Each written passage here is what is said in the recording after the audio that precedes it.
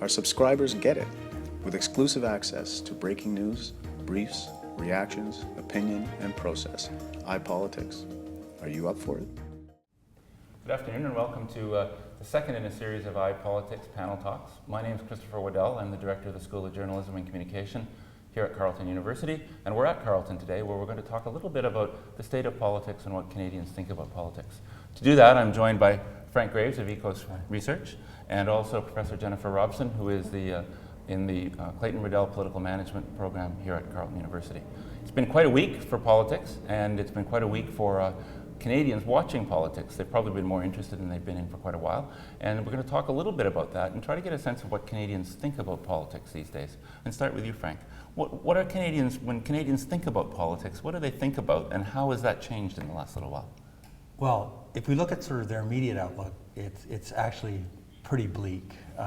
In fact, we find the lowest scores we've ever seen on some basic barometers of perceptions of health and democracy and politics, which haven't been very good for a long time, but if it's at all possible, have gone even lower. I think it's really important to separate out sort of the local and short-term events from some broader changes which have been transforming citizens' outlook on government and democracy, not just in Canada, but in the advanced Western world. And this is possibly one of the most profound changes culturally that we've seen in those countries, is a real shift away from the traditional notions that politics captured the public interest, that our leaders went and behind closed doors solved problems on our behalf. That whole model, elite prescription model, has really collapsed over the last 20 or 30 years. And I want to stress that the problems that we see today, although some of them have been aggravated by recent events, are by no means a making of the current government. Mm-hmm. We can hold them accountable for a lot of things, but this really abysmally low sense of confidence in government. For example, to go back to the salad days of the 60s and 70s, we had 80% of the public in both Canada and the United States said, I can trust the government in Washington or Ottawa to do the right thing most or all of the time. The corresponding numbers today in both Canada and the United States are probably in the mid-20s. We might see them actually go below 20%. So it's not that this has happened overnight. It's been a 40-year pattern. But since the government has taken office, we've seen some ups and downs, but we've seen now, for example, the lowest scores we've ever seen on things like, is the country moving in the right direction or not? We only have about 37% of the public think that the country's moving in the right direction. 32% think that the federal government's moving in the right direction. Historically, those numbers track at around 70 and 60%. Mm-hmm. So these are really bad scores. Now, so is this generally resulted in overall disengagement and just not interest, or are there things that the public would like politics to be, but they don't see that it is at the moment? Yeah, there's a lot of drivers. People think, oh, this has got to be the Senate spending scandal, or it had to be Airbus or Watergate, or whatever the issues of the day.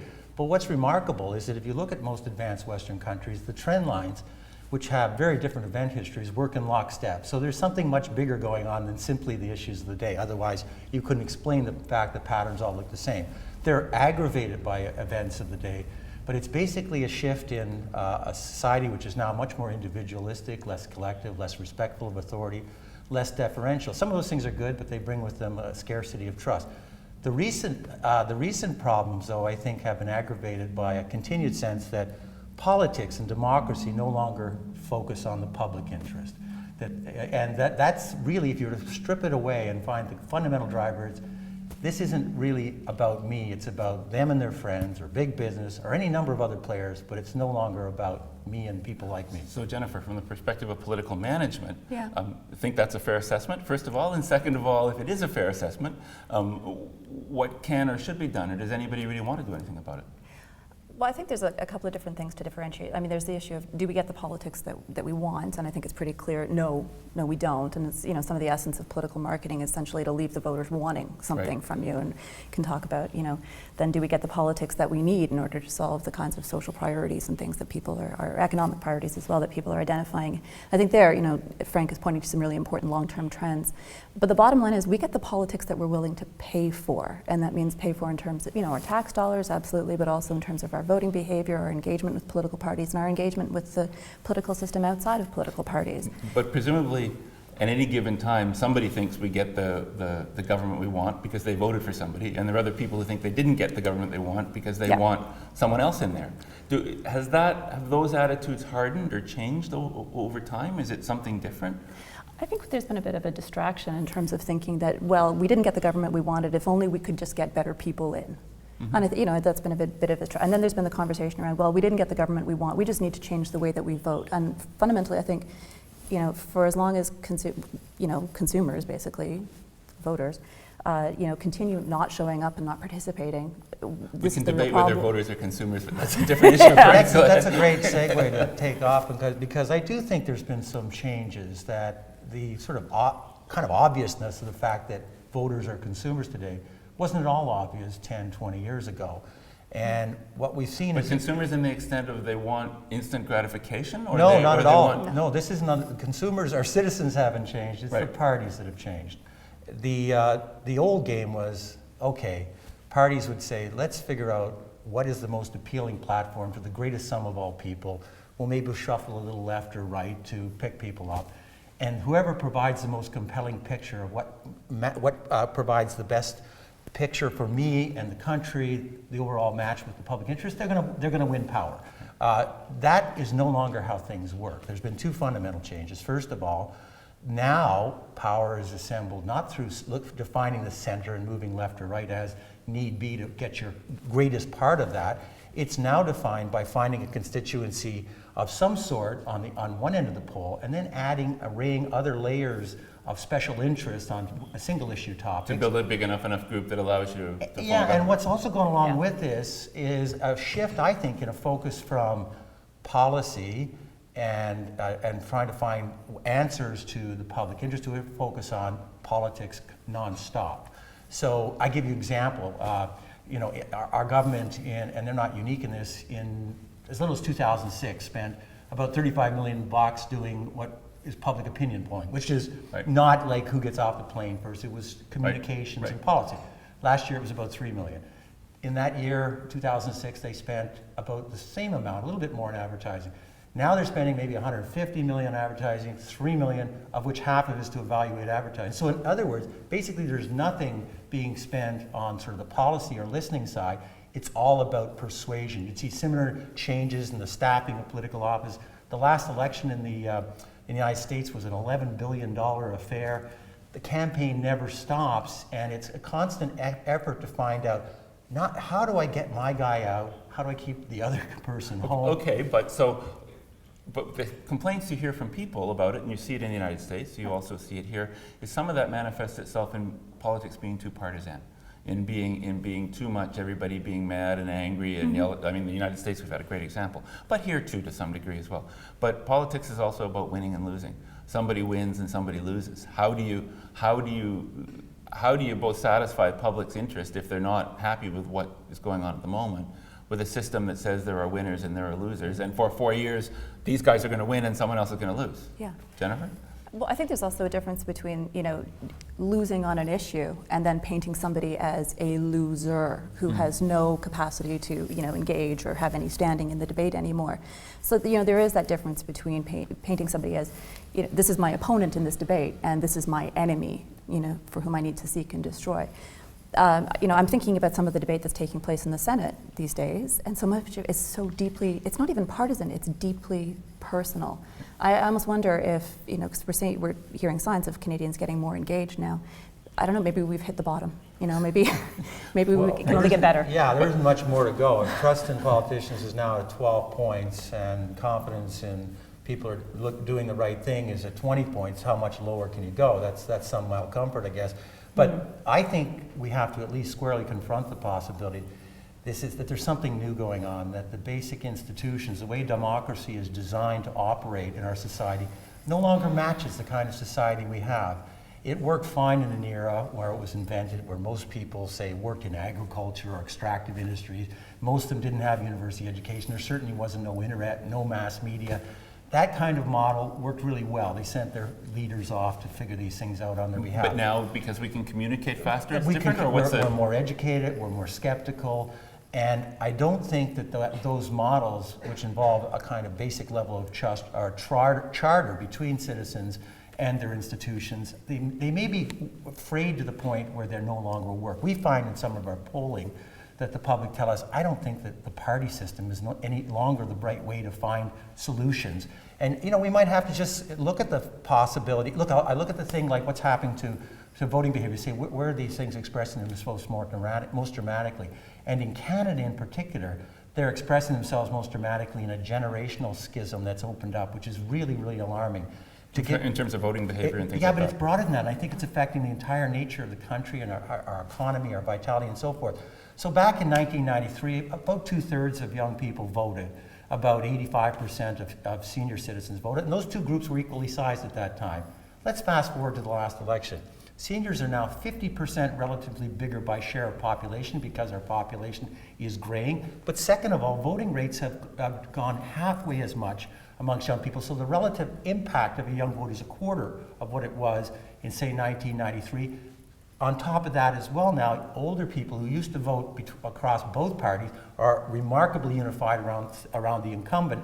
So you end up with a government based on the values and interests, you could call them the real and imagined fear of older Canada. Meanwhile, younger Canada, which is as scarce as it's ever been, is sitting on the sidelines. So you could argue the national agenda and public institutions are really not reflecting their priorities, and that just further reinforces a sense of skepticism and cynicism, which makes this, if possible, become even worse in the future, if you believe the government and public institutions are an answer to making things better for public's lives. So Jennifer, does that turn around somehow? I mean, or is that, you've got an This is instant a million answer. dollar, this is a million dollar question, what you're painting is what Frank's painting is a pretty distressing scenario that absolutely is. That may change at some point, but does it change with new personalities on the scene? Does it change with new policies that come up? Does it change with a sense from somebody that government can actually address problems, which when maybe Frank's argument is that a lot of people at the moment think government no longer can? Well, so I think, are we looking for a top-down solution or are we looking for a bottom-up solution? And I think in this case, it's only going to come from the bottom up. I think there's some interesting things happening, kind of a million flowers blooming, but we haven't really kind of seen people who are interested in this issue around citizen engagement and other ways of participating in democratic discourse. I don't think we've really seen them figure out a way to work together in any kind of amplified way. Maybe that's the solution. It's a huge question. I mean, these trends and these dynamics and these drivers have been generations and decades in the making. This doesn't turn over overnight. We're talking about mostly federal politics, but it strikes me that one of the most interesting things going on at the moment is, in fact, at municipal politics, where some of the mayors we have across the country, whether it's Toronto or whether it's Calgary or whether it's Edmonton, and just the election last week in Edmonton, they seem to be people who are captivating a fair amount of attention. Do you think, Frank, that some of this could change, and some of it partly is a function of people feeling that the governments at the upper level don't do anything that has an impact on them? Well, I think it's, frankly, I'm not that sanguine that those examples, which are positive examples of engagement, by the way, not linked to dramatic burgeoning of participation rates, particularly amongst young people who vote in municipal elections probably at teens or less.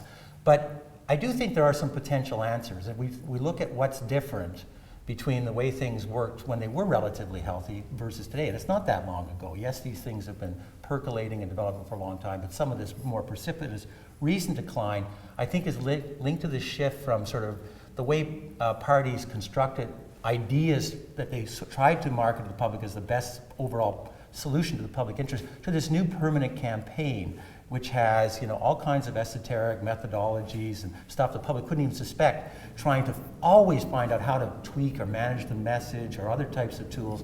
Look, what that's resulted in is this situation, at least, where we have this horrible disconnection with young people.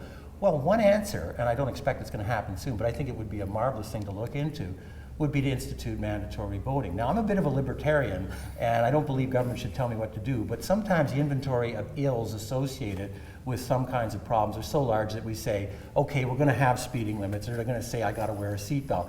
Well, here, I mean, how long can we have a problem where the next generation is so systematically excluded, either by choice, and we have seen really good examples where parties where these exist and have been in the place, for example, in Australia since 1924, there's about 30 other jurisdictions now using it. Parties now have to design solutions for all the public. It doesn't really advantage one party or the other. People say, well, that's just going to kill conservatives. No, they do really well in Australia, but they have to come up with a conservative young agenda. I think this would have a really salubrious impact on this. I don't think it's a magic bullet, but people say, well, let's change the first past the post, and let's do this, and all those things have been tried. But I think this one looks at some of the really immediate problems that we confront today, which is how do you get everybody back to the table? Jennifer? I like the idea of mandatory voting. I think it's, in terms of, I've seen the problem and it's us. And is the public attitude significantly different in places where there is mandatory voting, like Australia or somewhere like that? No, what's interesting is unlike the places that are really allergic to a mandatory voting in places like the United States, unsurprisingly because of their political culture. Most Canadians support the idea, by the way. In Australia, which has had it in place since 1924, 90% of citizens vote. If you don't vote, you don't go to the Who's Guy. You get a $200 fine, and most people, you get a note, you're off. That sounds a bit like the if you didn't fill out the census form. Exactly, same thing. Like there's nobody up in arms about that either. But the other thing that's nice about it is you find now that the public in the polls still support this very strongly, to the tune of 80%. Now, I'd love, if you had my choice, I would take somewhere like Denmark, which has 80% participation without that. Obviously, we prefer that. And I don't think it has to be a permanent solution. I think you could do this, as I twist completely out of it, that we could do this as a sunset piece of legislation and say, let's reset and get everybody back to the table. And then maybe we don't need this at some point in the future. But right now, all these techniques that range from unsavory to possibly worse, that are designed not just to get my vote out, which is fine. The problem is that older people are voting. That's great. The problem is younger people aren't. And I don't have a real warm feeling that suddenly some magnetic new character, be it Mr. Trudeau or Mr. Mulcair, is going to suddenly sort of magnetically resonate with these guys, and they're all going to show up. It might. I mean, we did see in the 2008 election in the States that young voters did come back, but we don't see any. But it took a fairly aggressive campaign to do that. Very, very aggressive, and some very specific techniques that I don't think are applicable here. So I think this is something really worth looking at. Last thought to you, Jennifer, on this subject. It seems to me that there's a partisan dimension to this, and in terms of who are the people who are going to be interested in actually resolving this. Well, the ones who feel that they've got something to gain out of getting more youth voting and whatnot. I think there is a bigger question to be asked though about, do we have something collectively to gain by making sure that more of our citizens are engaged and participating? Again, I'm not 100% sure that we've figured out for the disengaged youth why it is that they have completely left the scene on this. I think there's a lot more we need to understand and unpack. Let's take a quick break, and we'll return and talk about people who are still committed, which are people who go to party conventions and who are members of political parties.